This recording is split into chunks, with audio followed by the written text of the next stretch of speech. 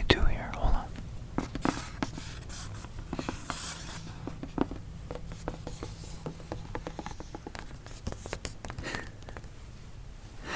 There we go. Now we got all three. And I happen to have a pen. And I happen to be wearing the closest thing I could to have an apple shirt. It's a pineapple. I got pen, pineapple, apple, pen, pineapple, apple, pen, pineapple, apple, pen.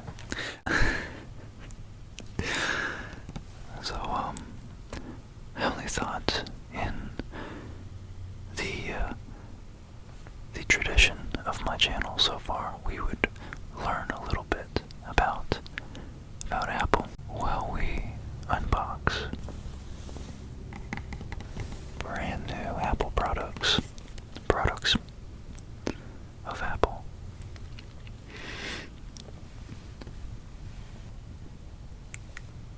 Let's dive into the first one.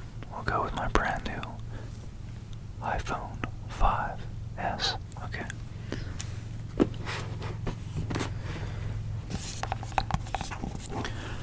Let me turn the camera down just a little bit here so we can see.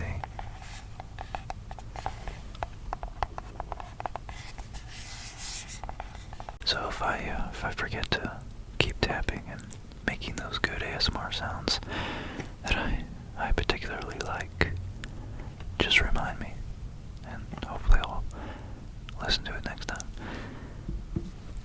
So Apple was founded in the 1970s by Steve Jobs and Steve Wozniak. After they built their first computer, the Apple I, it started production in Steve Jobs' dad's garage. And from these humble beginnings, it has eventually become a multi-billion-dollar company. I think last I checked, they might be over $1 trillion now, but I think last year I checked and it was worth like $750 billion. They had in assets, at least. And I know there's a lot of ways you can slice up what a company's worth, so maybe you guys will let me know. And of course they've changed the world with their ability to be used and explored and kind of figured out ubiquitously by pretty much any age group, from a 2 or 3 year old to an elderly person, you know, with next to no understanding of technology. So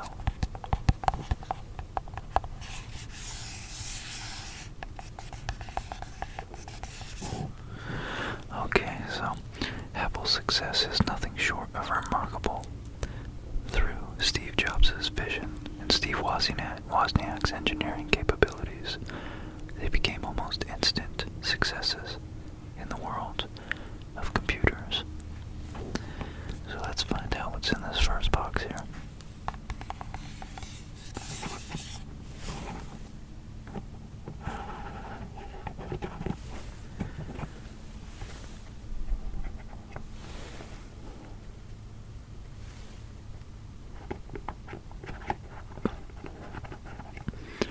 Wait a minute, on the back here there's some text. It says to unlock the full features of your Apple product, you must add air. You must add air, so well, I'm hoping it'll just appear once I take this lid off, then, and it gets completely exposed to the air in the room here. Let's find out. Oh, yep, and there we go, look at that. As soon as I open the box, this little bad boy just sized right up, I guess. Interesting that it actually, it's pretty impressively engineered to look just like an apple. realized the new models were changing their design so extremely. This is pretty impressed. And, wow. They really minimalized the design. I don't see any buttons at all. Almost sounds hollow.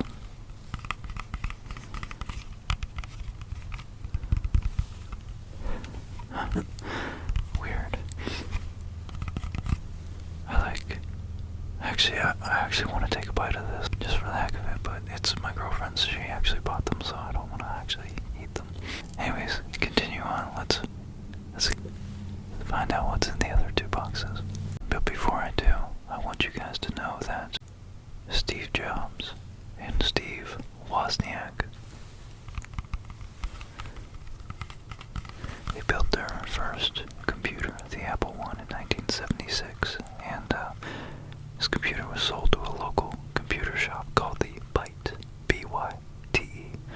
B-Y-T-E shop, and only 200 were made, essentially made by hand by both Steves and a slew of non-Steves, and that the Steves hired, I guess. The Apple II was the successor to the Apple I, due from the Apple's profits. They were able to, of course, revamp it, and this is the first major, widely sold, high-volume product that the Steves made. The Apple II was a much, much better machine than its predecessor because of this additional funding. Although the stark contrast to today's Apple products, and of course the Apple Store, it was still a revolutionary thing because of the common thread that kind of defines Apple. Is its just the quality, the user friendliness, and the simple engineering. So relative to really kind of homemade, homebrew, modular computer systems where people could kind of just grab the circuits they needed and create a bare bones PC. Apple was like, no, let's do the Apple II. Let's include a keyboard and a mouse. Well, maybe the Apple II wasn't the mouse. That might have been the Macintosh. Yeah. But anyways, their sleek, simple design.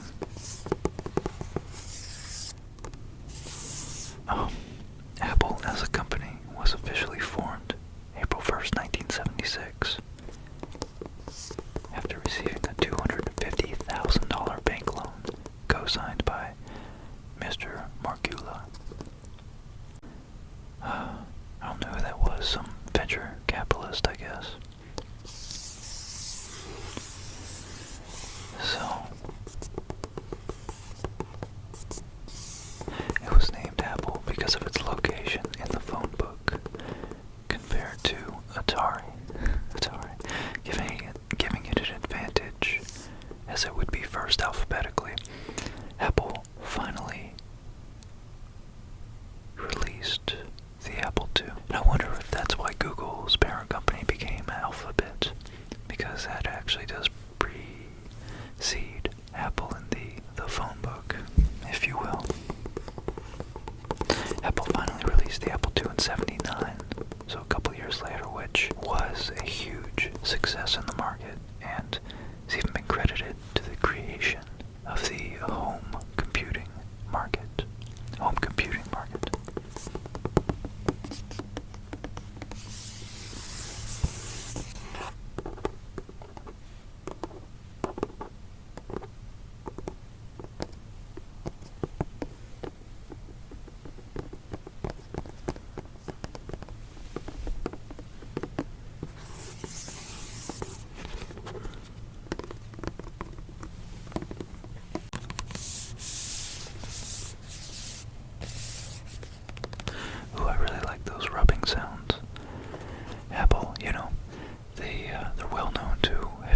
put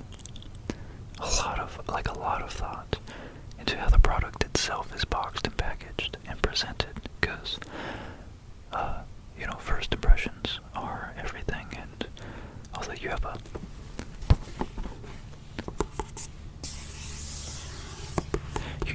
picture on the outside of the product inside, at least that's what I think it looks like. It might look like something different, who knows, at this point.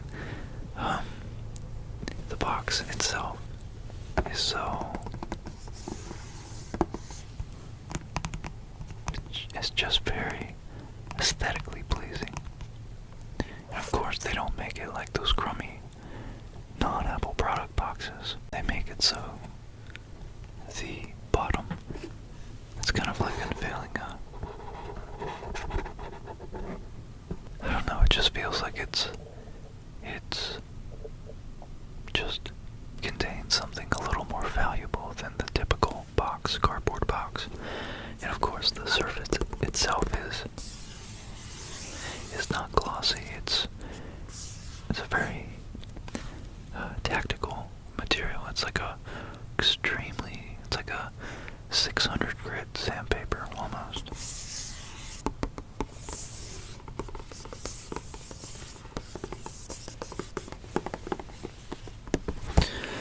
So Macintosh, the Apple II, was a big success, especially in the home market. It was kind of the computer that allowed all the people who were on the fence and were interested in perhaps purchasing a computer for their house but weren't as tech savvy, so they were kind of a little bit intimidated by the kind of specialized knowledge you needed to actually operate the thing. You didn't really have the first Atari computers actually weren't. They didn't have a monitor, so the output was only flashing LED lights. And you could do basic math and stuff like that, but then the Apple II came out. And the Apple II came out and had a monitor, had a mouse, had a keyboard, and or did it have a mouse? I'm not sure. It come with a mouse. Maybe it didn't come with a mouse. Yeah, that might have been the Lisa, the advanced breakthrough of the Macintosh or Lisa. But the Apple II was not to last. It wasn't to be as an enduring success, so they quickly had to revamp their line of products, as is apparently still very much a trend. And so Apple did have some success with Macintosh, but this was kind of the beginning, so they had a great start and then just kind of a slow decline during the 90s. And of course, that was when Steve Jobs was actually ousted from the company for a little period, a couple of years, during which he tried to found Next Computers. I know he got intimately involved with Pixar, the animation company, as well, in creating Toy Story and all that. Macintosh was, during its time, the success that Apple needed after the failed attempt to crack the business market with the overpriced Lisa computer. So when Apple I, Apple II, Lisa, which was kind of a failure, and then they revamped the Lisa and sold what was called the Macintosh.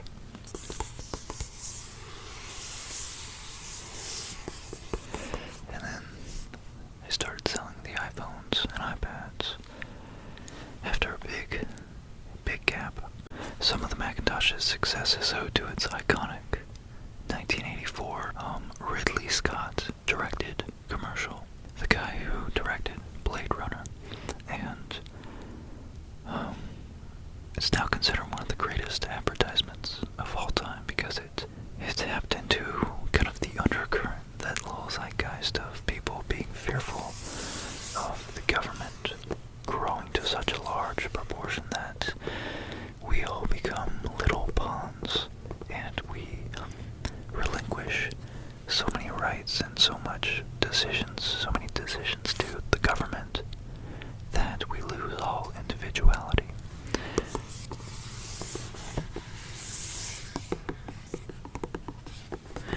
And so the breakthrough for the commercial, the impressive idea was that Apple wanted you to think different.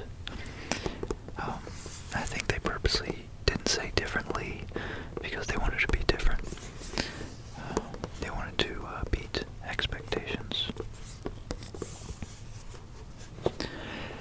So the Macintosh computer's success, although large, was rejected by some key demographics, as it was sometimes thought of more as a toy, and not actually a serious computer.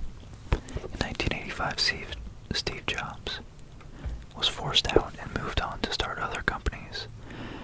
But his role in Apple, so in 1985, I thought it was during the 90s,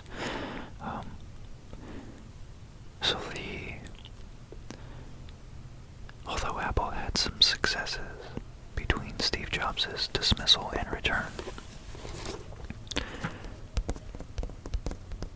it also had quite a few failures.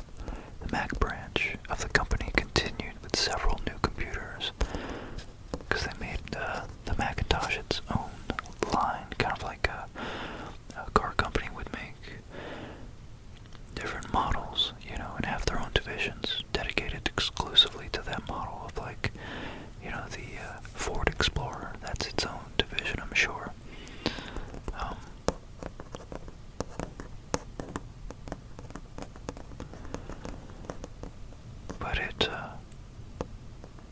So they tried to come out with a portable computer, a laptop, kind of. The portable Macintosh was indeed a failure. But the PowerBook that followed became a huge success and set up the format for all future laptops. And during the 90s, Apple and its competitors were outdone by IBM, which became increasingly popular due to several factors, including the fact that Apple was possibly the worst managed business of that time. They ruined the simple nature that Apple had worked to create, with long and pointless model names, too many variations on products, and even just too many products that needed to be sold. So it does really lend itself to study that, you have a simple line of products, with various upgrades. You can get different upgrades with them, of course, but just the fact that they have laptops, they have maybe thin laptops, MacBook Airs, they have a simple desktop, and then they have their phones with the different models, and then, little easy to remember names, easy to remember subcategories like mini. So you have the product, and then you have the mini version of that product. So I thought it was it's definitely a smart approach to branding, and a way to brand your name and your company's product line into the memories of transient observers. Okay, guys, I've been teasing you long enough with this one. Let's find out what's in this bad boy, because we know that Apple has been swamped with too many names, and they need to revamp their product line, and so they needed something simple. And we're about to find out how they pulled in the reins on their diverse product line and tried to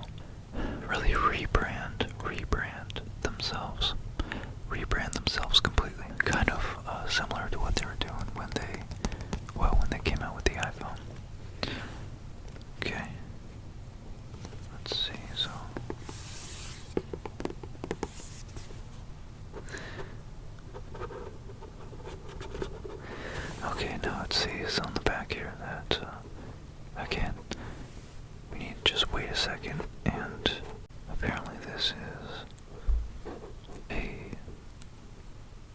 biochemically reactive product, Apple product, and it indeed reacts very positively, chemically, to the air.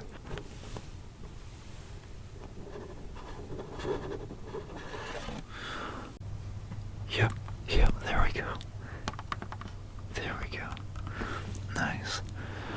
Yeah, I mean, I guess it does make sense that they would have to shrink it down or else it wouldn't fit in that perfectly molded box. They don't want some kind of round, ugly looking box to fit this beautiful piece of pure, natural looking design. They even forewent. They chose to forego the bite out of the fruit of the knowledge of good and evil. So it's whole, it's untainted, it's as pure as the driven snow, as they say. Which is probably what the color white of this box is. So, okay. So this actually looks a lot like the other Apple product. And, actually my girlfriend only bought 2 apples, so just stick around for a minute and you'll see what kind of extremely sleep-inducing surprise I got for you in the MacBook box. But, okay, so we got our iPhone, and then we just opened the iPad mini. So during the 90s, Apple and its competitors were in fact outdone by IBM, to get back to our narrative. And, you know, Apple had stretched themselves too thin, got their product line too complex, and Apple was losing business fast after they're buying out the next computer company of Steve Jobs, which is a whole another scene in itself. And this put Steve Jobs, inserted him back into the Apple team after a boardroom decision. Takeover as CEO. Okay, so Steve Jobs came back in hard. I guess he probably knew enough about the development of a product that he made a similar product. So similar, in fact, that it was competing in the exact same market as Apple was. And of course he did this because he's probably hyper-conscientious and works super hard to get done what he wants to get done until it's done. So until it's done, and very single-minded and very diligent and disciplined and perfection-oriented. So no doubt he engineered that his own reinsertion into the Apple company.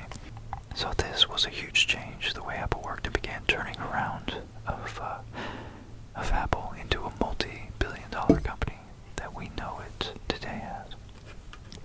So this actually involves several steps in a bailout from Microsoft that allows Microsoft Office to be featured on the Mac in a $150 million investment. A lot of people didn't know this, at least I didn't realize this, that, yeah, this bailout meant that Bill Gates and Microsoft and, Paul Allen and the whole team actually owned a significant stake in stocks and shares in Apple. So of course, now that Apple's almost worth $1 trillion, Microsoft's sitting pretty. So that's interesting, something to think about. They got in when the stocks were super low. So essentially they bought $150 million worth of Apple shares that are probably worth at least 1,000 times that right now, which would be $150 billion. So this was the start of Apple's rise to dominance with the ideas like the iMac, which was that simple design desktop PC, the one that looked translucent. It came in several colors. Other products like the iBook and the Power Mac G4. So in 2001, here we go, Apple released one of the most popular pieces of technology ever, the Apple iPod. The iPod sparked a huge change in the music industry.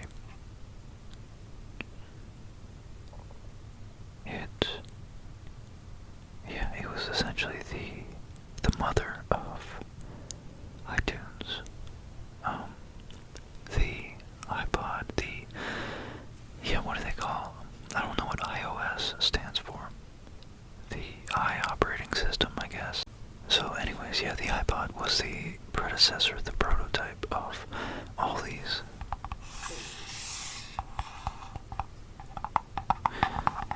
genius devices that I don't, but a lot of people use Apple products. And anyways, it's just interesting. So the software for iTunes was created in conjunction with the iPod.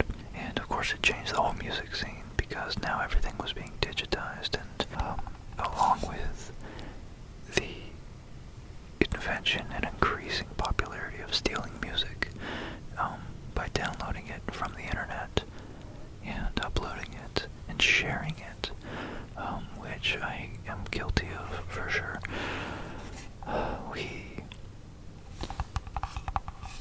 We came into the modern era, and it's no small statement to say that Apple and Apple products are kind of sad to say almost that they're a definitive part of our actual culture. So, in 2001 we have the iPod released, which led to the iPhone, and then of course the iPad, the iPhone, and the iPad, iPhone and the iPad.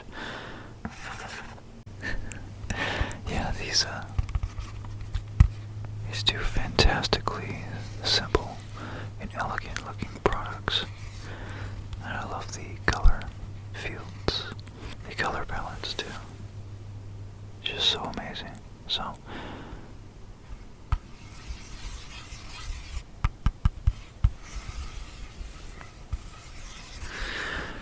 but anyway, so the Apple Store, of course, began becoming a thing, and it's started selling apps for the iPod and the iPod Touch, which was the immediate predecessor for the iPhone. And from 2001 onwards, we had the I era. So the I era was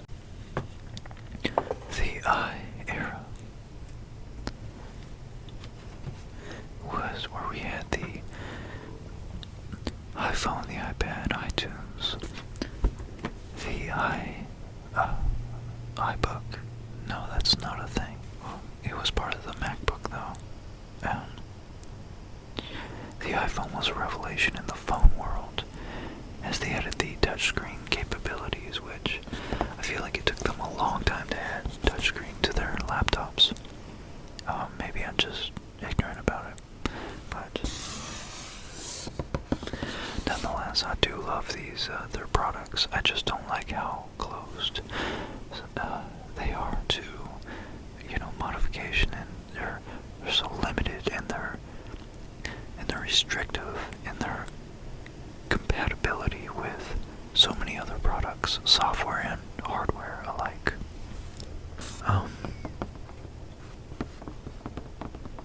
The end of this just goes on and on about kissing Steve Jobs' ass, which he's a cool guy. He did a great thing. He was an impressive individual, but I'm talking about the technology here. So I think the final word is that Apple still has control over the dominant control over the quality and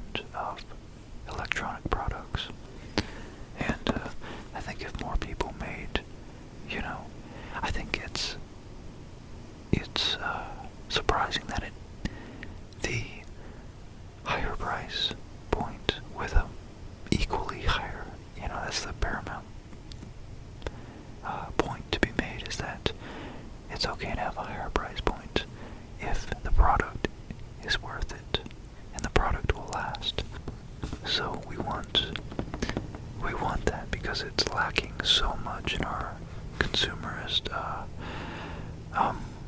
rapid consumption and obsolescence economy that we're in, where we expect, it's crazy that we expect things to stop working after a couple of years now, and it's so sad because we're capable of making such amazing products, but for some reason the short-term pump and dump of mass volume and low quality is something that Apple has, played a pivotal role in trying to shift, and it's very apparent, but I guess it just takes a lot more initial upfront cost and overhead to really make a product as sleek and quality and user-friendly and high-tech as these right here.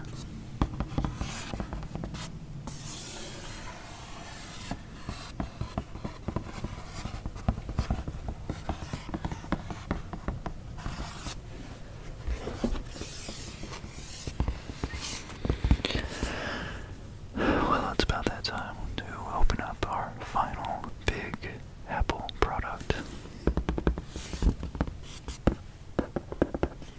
Our 15-inch LED backlit widescreen notebook.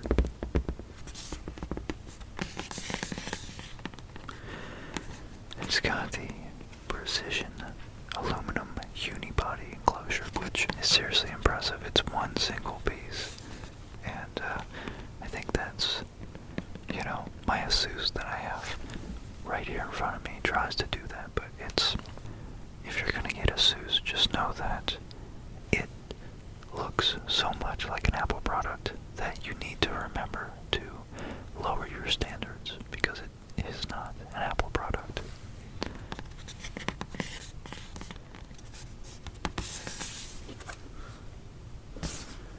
Okay, let's find out what's in this bad boy.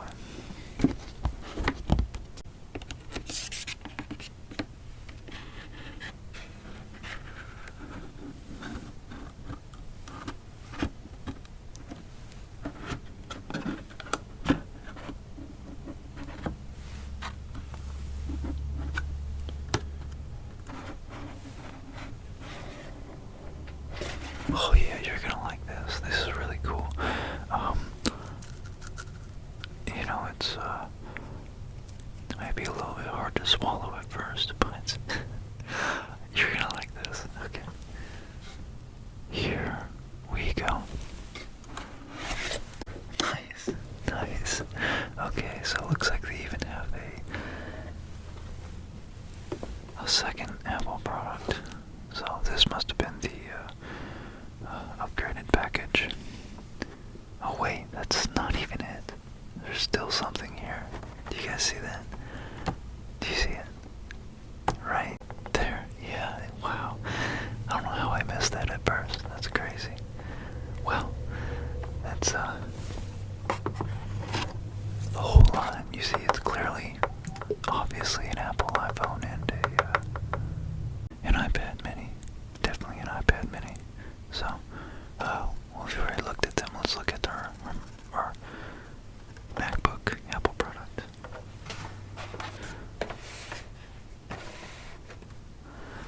Okay, so this is actually made in the USA, believe it or not. It's no, sorry, it was designed in the US and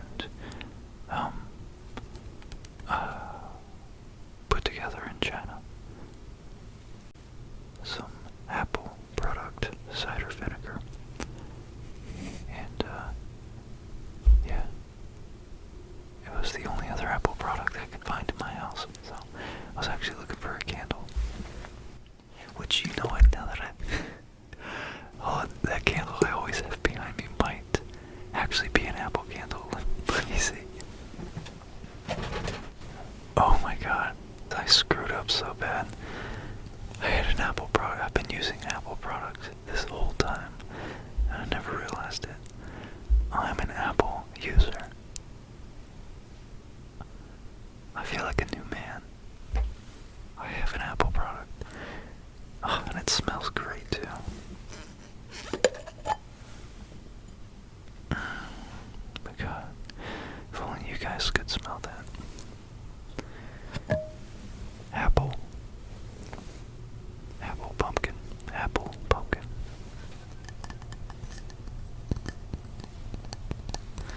Alright guys, you've been so great putting up with my nonsense. So, I'm just gonna let you go to sleep now. Yeah. I want to give a huge shout out to all my donators, all my financial supporters of the channel. Just because you guys, obviously, I seriously, I'm humbled. I'm honestly seriously humbled and grateful that any of you guys even watch this at all, but I need to give a shout out to you guys, you donators, and you Patreon supporters in particular. So, because you guys really went the extra mile in showing your support, and it's not necessary, and that's why I appreciate it so much. You guys know that if you've been watching for a little while, I'm so grateful for every single one of you, and it's, I don't know, it's hard to come up with any unique way of expressing that. I know I probably sound like a broken record, just a little baby broken record, but no, it just means so much to me. It means the world that, you know, I don't create typical ASMR content, I suppose, even though I try to incorporate those good sounds that I like. Let me know if you like this candle, by the way. I really like the sounds. That glass tapping. It's precisely that. Like, you guys, I feel like I can talk to you and it's not a one-way street, and it's not like a weird interaction with, I don't feel like I'm catering to you. I don't feel like I'm not trying to appease you or anybody, and that's what's so cool, is I'm just doing what I enjoy doing, and talking about the things I'm interested in, and the fact that not only you guys sub and you like and you comment, but some of you actually go out of your way to donate to the channel, and to me that's, I'm seriously like still having a hard time comprehending it. So all I can do is say thank you, give you a sincere thank you, because it means the world to me. So, and I've been there, I've been broke. I understand 100% if when you want to donate, especially to like a musician or someone doing art, and you simply can't. So to all of you who want to donate but can't, don't worry about it. Just drop like and show your love in the comment section, you know. Give me a personal reason that my content is meaningful to you, and that would honestly mean the world to me. So, yeah, with that said, thank you again, guys. I'm super humbled every time I upload a video and I find that people are watching it. So, you guys, you mean the world to me, and your support really goes really far. It's got a lot of miles with me on this channel. So, here's to many more episodes, and here's to a furthering of our exchange of ideas, and I don't know, maybe just keeping this channel going and seeing where it takes us based on my creation, based on your feedback, based on my creation, based on your feedback, in a nice positive loop. And that, guys, I hope as always you guys sleep extra well, and you guys are the best. Sleep very deeply well, and get a restful night's sleep, guys. I'll see you next time.